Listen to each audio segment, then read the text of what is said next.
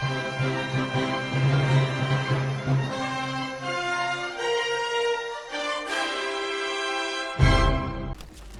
there, Croeso and welcome. I'm Shadow Lummox and today I'm playing the First Descendant, a third-person looter shooter game that's just been released for PlayStation, Steam and Xbox. It's free to play and it's currently in a beta. So what I'm going to do here, I'm going to show you the initial sort of stuff you'll be doing in the game, give you an overview of how the game plays and the various We're not even making a activities dent that in the are on enemy offer. forces. Press harder. Thank you, AI man. And so you can see what sort of game this is and whether it'll be your cup of tea. It is free to play. It is in beta, so there are crashes and you're going to get a bit of a disjointed video as it's put together of parts that I've recorded that have actually worked. I'm enjoying it, but I'm quite easy to please, so we'll crack on and we'll see if this is your sort of thing. The main missions for the initial experience on this game involve going to these different zones. This is the world map, which you access by pressing right on the D-pad. This is Albion. This is the main hub area for the game. And then you have these open world areas that form the main bulk of the game. You go to each zone, do the missions within them, and it unlocks the zone, clears the zone, and allows you to move on. In this zone I've done 2 already, got 1 more to go, and then once you've done those, you'll either unlock the next zone, you may unlock a mission or something that's going on, or something you're supposed to do, a main mission, something like that, and you progress through the game that way. If there are other people playing the game, The repeater which relays what the info mission from the is. investigative core is under threat. We're not sure if the Vulgus knew this when they launched their attack. so I gotta defend this radar place.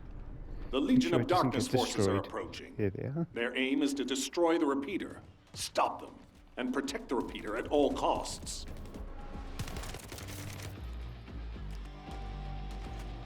So the controls for this game, very standard for third-person shooters. L2 for aim, R2 for shoot. You can fire from the hip as well. I've got my grapple hook on R1, L1, and then the buttons will do my powers. So I use triangle there. That draws everyone in. L1 and X gives me a grenade. Let's get back to the radar.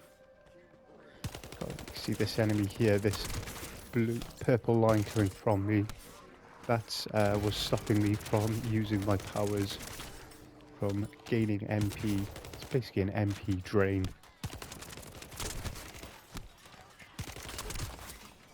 The signal from the comms repeater is getting weaker. Focus!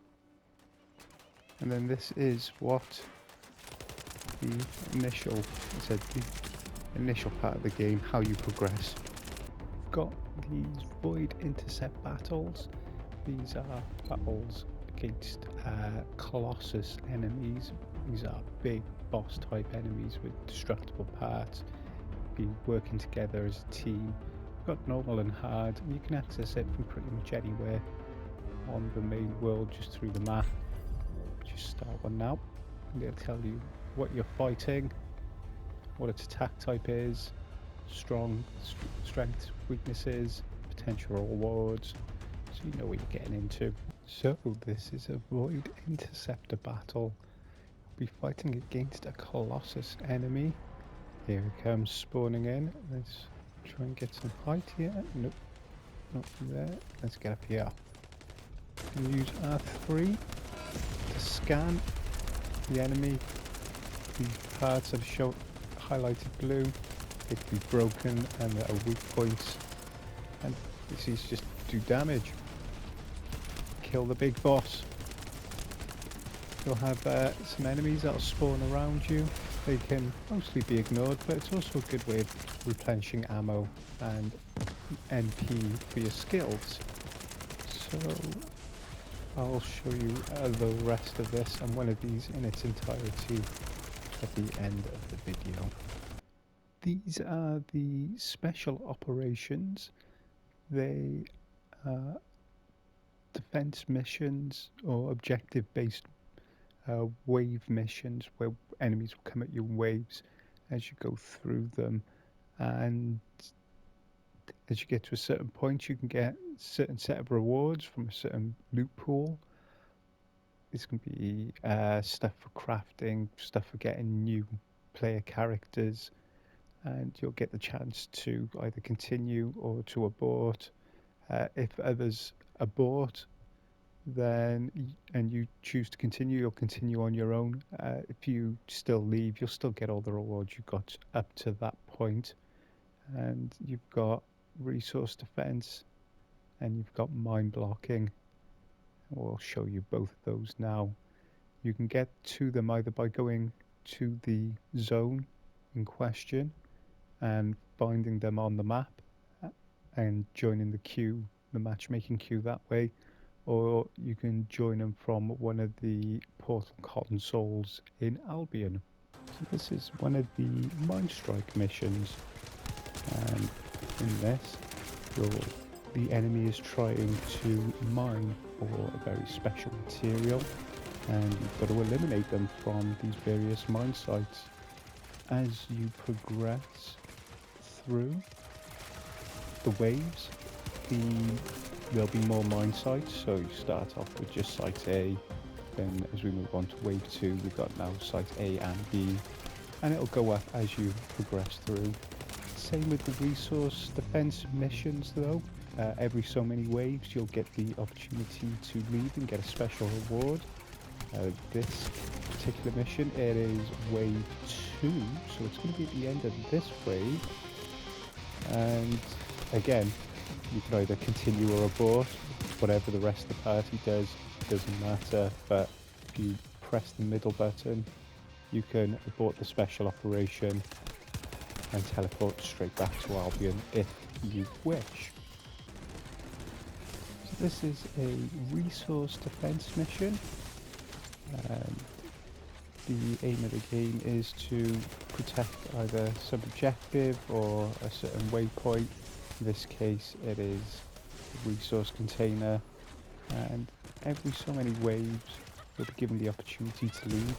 For this mission it's 10, and once you either get the opportunity to continue or to abort, and when you do, you're said no matter what anyone else chooses, that's what will happen to you. But you have the option to leave at any point as well. All you've got to do is press the middle button on the PlayStation to get a certain menu up. Once clear this wave a little bit, I'll show you.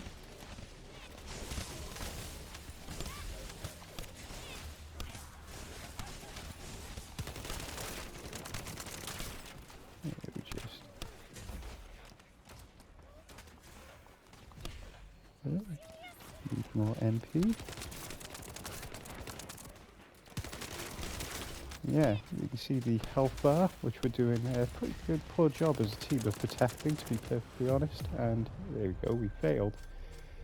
So we didn't get to the first checkpoint, but we still get pickups from enemies that we dropped, experience from the kills, mastery rank as well.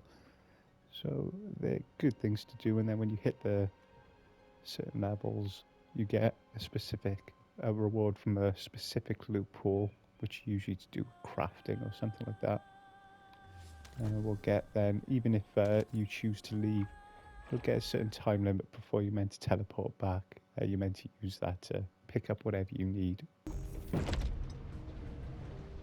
So this is Albion. This is your main hub area. and it's where you'll be able to do things such as upgrading your equipment, crafting new descendants, new weapons, and being able to collect mail, level up your mastery rank. If you look in the top right corner, you can see my player character level. My descendant level is 40, my mastery rank is 6. If I go to here, I'll be able to upgrade my mastery rank, get myself up 1 rank to 7. Just go to this here, long hold here, and it will tell you what get: inventory upgrades, storage slot upgrades, descendant module capped, weapon module capped, capacity goes up. I'll get a nice cutscene, but I skip that. And the modules are how you upgrade and customize your character for how you want it. Got some mail there. You can see got a sub quest here, which is being done. That's a place that will help you train, get information as well. If we move on down here, you'll see the other crafting areas. The other area of interest here in Albion. So you've got the weapon salesman here, although never really use them. Don't even use it to sell, I just scrap stuff to get the materials instead. It's where you craft to get new descendants, new weapons. This is where you upgrade your modules. And then this machine here allows you to upgrade the level of your weapons. So if you get a weapon you particularly like, you can use a higher level weapon to increase the current level's weapon, or the current weapon's level. And so you can keep using your favorite weapons as you go through the game. Got here your weapon lists on the left, in your inventory, and your reactor, which helps boost your skills, and various components for increasing shields or HP. You get to specialize however you want. There are 4 different types of weapons. You've got general round weapons, you've got impact round, heavy power rounds, as you can see by these symbols here. And if we look over here, do I have any? Not currently. There'll be an orange symbol there for, I can't remember the name of the rounds, but it's the other weapon type in the game. And always good to have a mix of weapons, because even though they're different, potentially different types of weapons, they'll all share the same type of ammunition. So if you use all impact round weapons, you'll run out of ammo very quickly. You've got the module slots here. This is the one for your descendant, your player character. You can see you've got a capacity cost here for the modules. In the top right corner, you can see the capacity cost for each individual module. But if you then hover over it, you can see it in more detail. And you begin with, you just put in whatever you need, and then by the time you get a bit further into the game, you start specializing then, depending on what you need, what you want. Same with your weapons as well. If you've played Warframe, this is all very, very familiar, especially some of the missions as well. The way everything works out. Then you've got your descendants here. This and operation? There's a good number of them. I've got 1 to max This level for this operation? character. Be time to move on. And to acquire new ones, you can either What do you get? collect the materials you need to craft them, or you could purchase them with real money, but everything is fairly easily obtainable. You can also access some of the bigger missions that I've showed you, such as the Colossus battles, which would be from this NPC here, and the defense missions that you can access in the overworld can be accessed through there. So now I'm just going to leave you with a Colossus battle in full, not just the little bit I've shown you. And I really just want to say that I hope this has been helpful in letting you know whether this is the sort of game you're going to be interested in getting into. As I said, it's free to play, but there are a cash option. There is a cash shop, but there's nothing so far that seems paid to win. It's PvE as well, so it's really just sort of paid to speed things up a bit, but the grind is enjoyable enough. So I'm going to leave you with the big battles, and I just want to say diolch and thank you for watching.